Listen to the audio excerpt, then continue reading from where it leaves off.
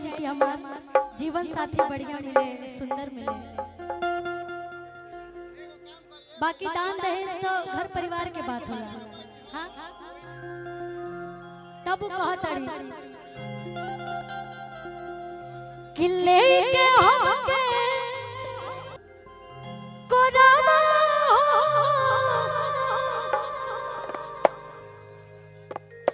तू ठोरवा धैला राजा।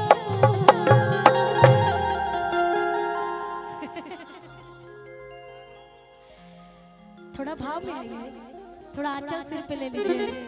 लगे कि आपकी नई नई शादी हुई है और आपके पति आपको बहुत परेशान कर रहे हैं। शादी हुई है कि नहीं आपकी? अभी नहीं हुई है। कब तक करने का विचार है? कुछ सोचा है मन में? कह रही है सब धोखेबाजी मिल रहे, कहाँ से करें। लेकिन लड़के भी ये सोचने लगे कि सब धोखेबाजी मिल रहे तो सबको कुंवारा रहना पड़ेगा, लड़का को भी और लड़की को भी। ये गलत बात है, सब धोखेबाज नहीं है।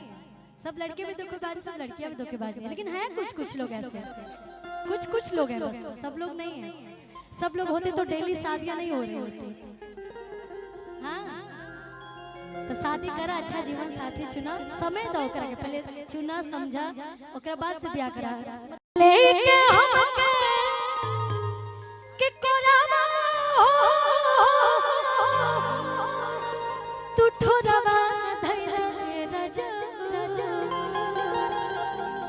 कि घोड़ावा पे घोड़ावा धैले, घोड़ावा पे घोड़ावा धैले, घोड़ावा कैला ए राजा, घोड़ावा पे घोड़ावा धैले, घोड़ावा कैला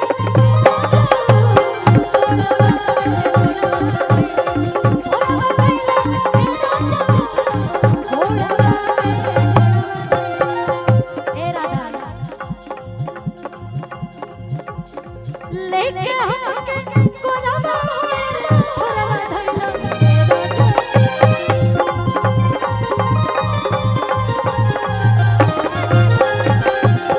लेके हमके कोरावा कोरावा धैला ए राजा।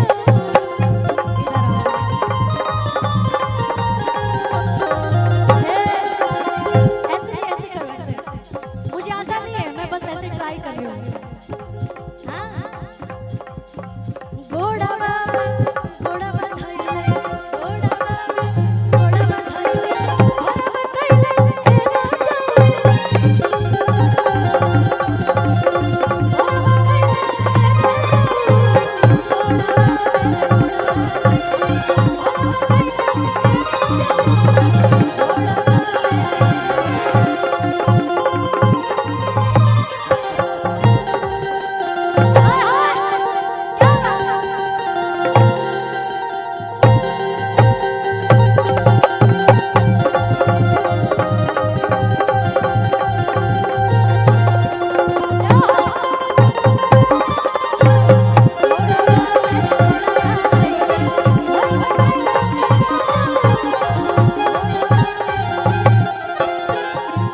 और का कातरी लेके ए राजा जी काहे तू अचला आचल गिरा दो बड़ो बाबू। अब तो ऐसे ही बेटी पतो के सिर पे आंचल नहीं ठहर रहा है। काहे नाम और रसवा रही है। तने घूंघट निकाल बा, कितनी सुंदर लगे, सच में बता रहा, कसम से नजर ना लगे। और का कहतड़ी कि लाहे लाहे खेला सब खेल गईला, अभी नया ऑर्डर के बॉर्डर काहे गईला।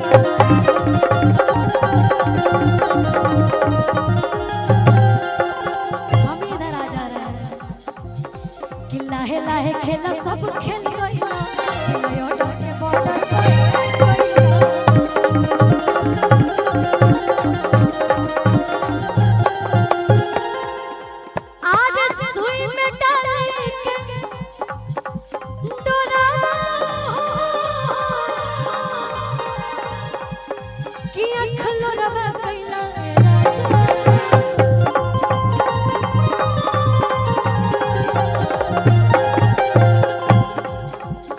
सुई में डाले के डोरवा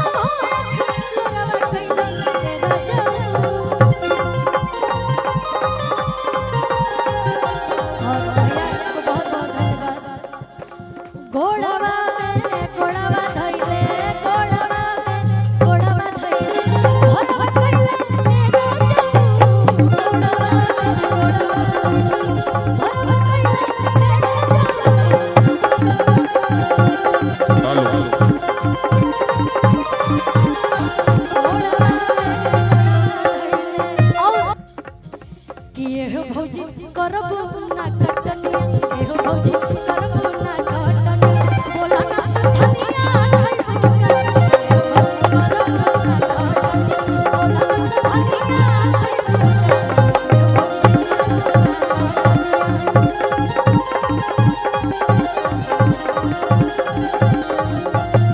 और का कहते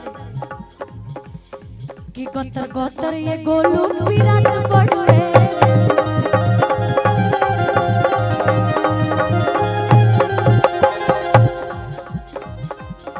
कि सोनू संग दिल दर्द न जात बड़ुए